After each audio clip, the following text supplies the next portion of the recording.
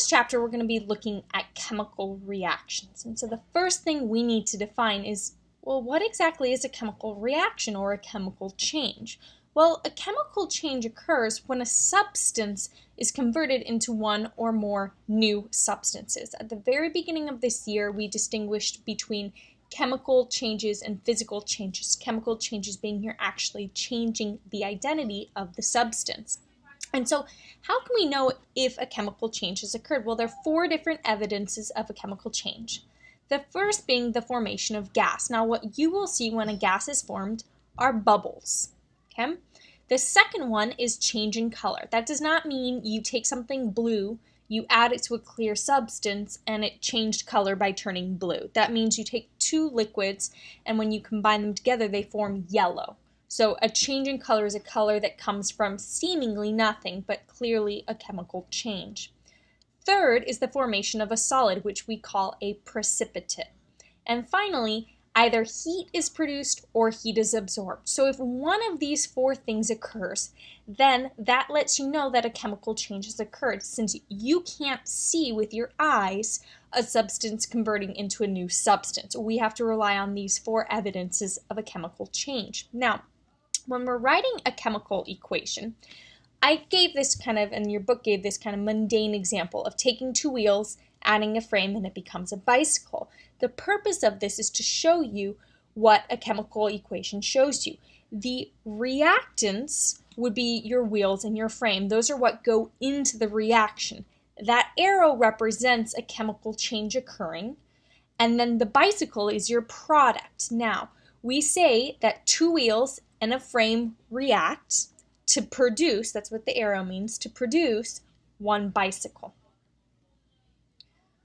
All right, so when we have chemical equations, we often put the states of matter to give a little bit more information about the reactants and the products. So states of matter are pretty obvious. The first 3 are pretty obvious. Solid is represented with an S behind the element or compound. If it's a gas, it's represented with a G in parentheses. If it's a liquid, with a lowercase l. The last one is a new concept, and that's aqueous, which is AQ. If I take water, pure distilled water, and it reacts, then that water is a liquid.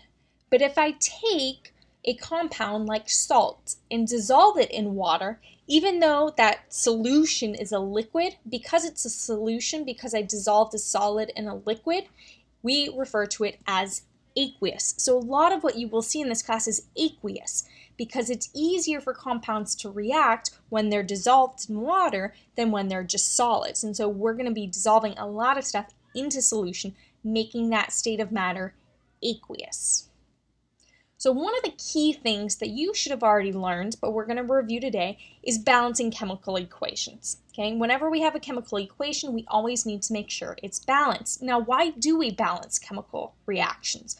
Well, we do that in order to follow the law of conservation of matter, which states that matter cannot be created nor destroyed. So if we look at this balanced reaction right here, okay, hydrogen has a subscript of 2. That little number is called the subscript, and a coefficient of 3. So that means that there are 6 hydrogens. So if 6 hydrogens react, the law of conservation of matter tells me that 6 hydrogens have to be produced as well. So even though you're creating ammonia, NH3, if you look, the subscript 3 for hydrogen, but there's a coefficient of 2, which means you still have 6 hydrogens. There are 2 nitrogens on the reactant side, and there are also 2 nitrogens on the product side. So you're following the law of conservation of matter because you're not creating or destroying any atoms. You started with 6 hydrogens, you ended with 6 hydrogens. You started with 2 nitrogens, you end with 2 nitrogens. And we always have to make sure that we do this. So let's look at an example of balancing. All right, so the first thing I look at, I'm going to look at silver first, Ag. On my reactant side, I have 1 Ag. On my product side, I have 2 silvers, which tells me I'm going to need to put a coefficient of 2 in front of Ag. When balancing, you cannot put subscripts. You have to put coefficients, okay? So I can't put a subscript 2 behind Ag. You can't do that, okay? So now I have 2 silvers, I'm good. If we look at iodine, however, on my reactant side, because I put that 2 coefficient, I now have 2 iodines, but on my product side, I have 3. So whenever I'm in this situation, which I have 2 and 3, that tells me I'm going to need to make 6. So I'm going to get rid of this 2 and make that 6. In order to get 6 iodines on my product side, I need to put a 2 in front of iron 3 iodide in order to get 6 iodide ions, okay? Because the I has a subscript 3, but then a coefficient of 2, so you multiply to get 6, okay? So iodine right now is balanced. You've got 6 and 6 on both sides. Awesome, but that creates a problem. I now have 6 silvers on my reactant side, but 2 on my product side, which tells me I'm going to have to put a 3 coefficient in front of silver carbonate. Now, for my last step, because I recognized carbonate CO3, since I put a 3 in front of that, that means I also have 3 carbonates, 3 CO3s. If you want to break CO3 into carbon and oxygen, so 3 carbons, 9 oxygens, you can. I find it easier just to say I have 3 carbonates. If you look on your reactant side, you also have 3 carbonates because there are parentheses around carbonate and a subscript 3. So my carbonates are also balanced. Finally, for iron, I have 2 irons on my reactant side because there's a subscript 2, and there are 2 irons on my product side because there's a coefficient of 2. So I am now balanced. The last thing that we're going to learn how to do in this section is actually write chemical equations when I give you symbols. But the first thing we have to do is recognize our diatomic elements. Now, our diatomic elements are 7 elements, which when they are by themselves, you cannot write them by themselves. So for example, hydrogen does not exist as just H when it's by itself, like sodium. Sodium is fine being just Na. It's stable, it's okay.